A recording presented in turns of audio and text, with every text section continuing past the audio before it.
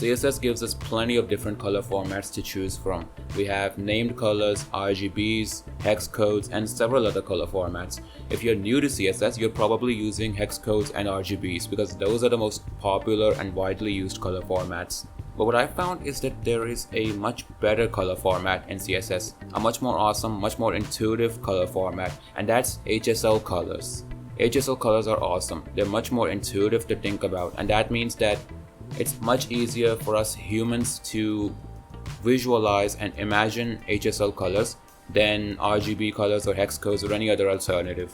I mean, think about it. If I asked you to decode a color like FF715B, how would you know that that's a red color? Or if I gave you the RGB color 183858, how would you know that that's actually a really dark shade of blue? You wouldn't, because there's no easy way to identify these colors. But the beauty of HSL colors is that they make it very easy to see colors in our mind, to imagine these colors and to reason about them. So in this video, I will first show you what HSL colors even are and how they even work. And then I'll show you why I prefer them over some other color formats. First of all, my name is Hassan. I'm a freelance web designer and I make educational content like this one just to share all my secrets. Now you're clearly interested in this, so scroll down and click subscribe right now. It's a win-win for both of us. Now with the boring intro out of the way, let's talk about HSL colors. First of all, HSL stands for hue, color, and saturation. And these three properties are how we humans perceive color. HSL makes it easier for us humans to reason about these colors. HSL represents colors in a way that matches how we humans perceive them, and that makes it easier for us to use these colors in our designs. Let's go through each of these properties one by one. Firstly, hue. To understand hue, look at this image first. This is a color wheel, and a color wheel basically shows us all of the colors and the relationships between those colors. Now I took this image from MDN, and this chart basically shows us all of the known colors in existence. We start at 0 degrees and then we just loop through the chart going all the way to 360 degrees, which is just back to 0 degrees. The hue in HSL colors is actually a value from this color wheel, a value between 0 and 360. The hue is your position on the color wheel.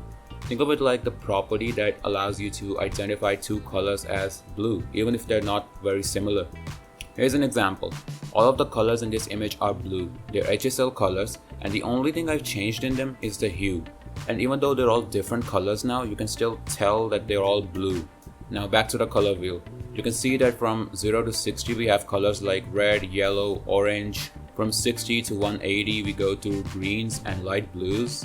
And then we enter the blue, purple, pink territory, and then back to red. So by looking at the hue, not only can you roughly tell which color you're probably using, but you can also easily filter between warm colors and cool colors. You can see that from 0 to 180 we have mostly warm colors, but from 180 to 360 we have cooler colors like blue and purple. So this makes it very easy to imagine the colors that we're using. But that's not all. We also have saturation and lightness. Let's talk about saturation now. Saturation describes how colorful a color is. And I realize how weird that sounds, but trust me, that is actually the best explanation for this.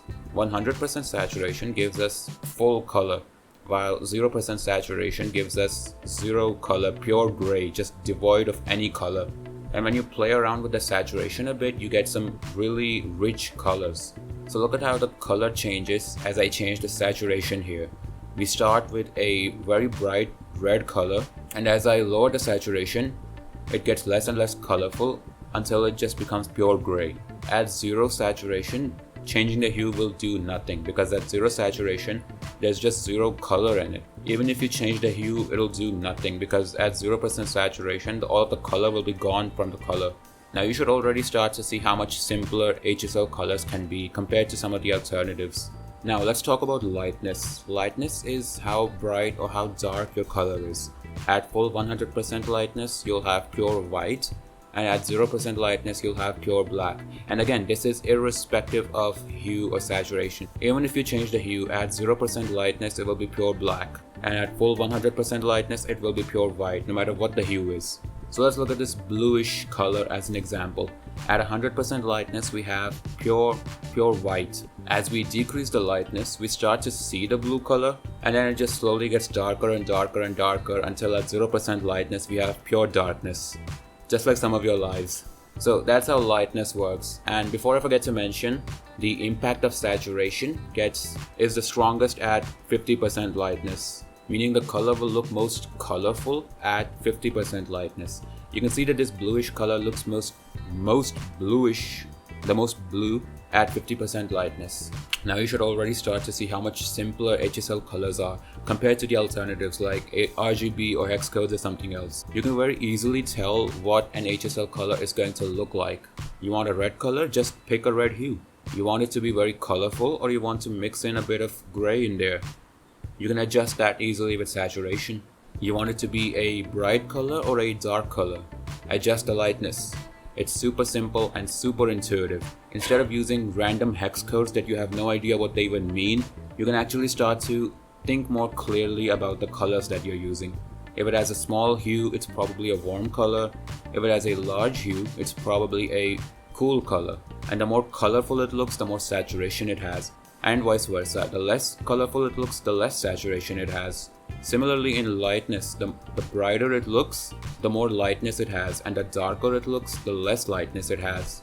So it becomes a lot easier to imagine your colors and to think about them. So that's what HSL colors are, and that's why they're so useful and so much better compared to all of the alternative color formats in CSS. Now, whether you're coding directly in CSS, or you're designing in Figma or Sketch, or you're using some website builder like Squarespace or something, whatever you're doing, look for HSL options in your tool. All of these design tools should have HSL options. Look for those options, start using HSL colors, and you'll notice the benefits immediately. It's gonna become a lot easier to visualize your colors. Anyway, that's why I love HSL colors. If you like the video, press like. If you want to subscribe, press subscribe. And if you want to work with me, check out my website. Link will be in the description somewhere. Thank you for watching. You can leave now.